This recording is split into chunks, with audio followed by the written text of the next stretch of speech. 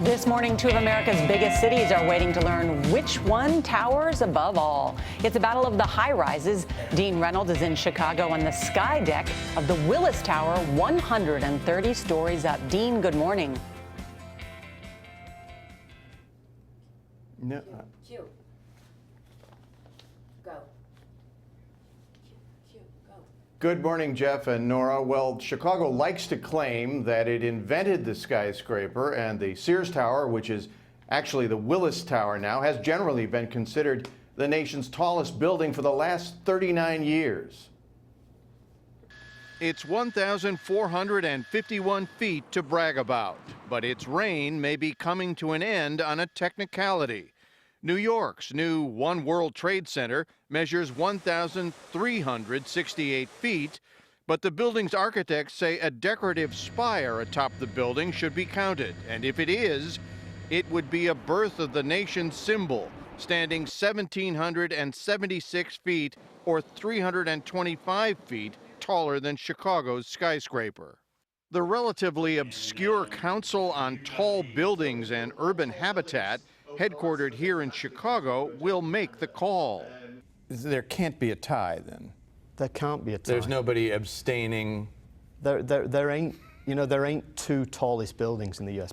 Anthony Wood is executive director of the council, which will vote today and announce its decision next week.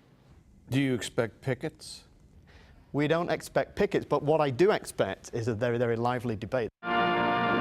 Milestones of the century. From 1908, New Yorkers had the tallest buildings in the country, but then in 1974, Chicago overtook them in the race to the sky.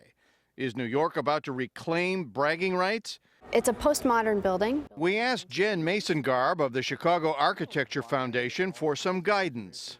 Willis Tower still is tallest in terms of how high you can stand above the earth. But when you look at sort of what's totally built from the ground up, then One World Trade Center wins. One World Trade Center architect David Childs says winning is not the point. He wants his building recognized as standing 1,776 feet tall because of what that number represents. The height is important in that it symbolizes that moment in our democracy, 1776. Can't be much more important than that. The thing about race for the height, that will always change.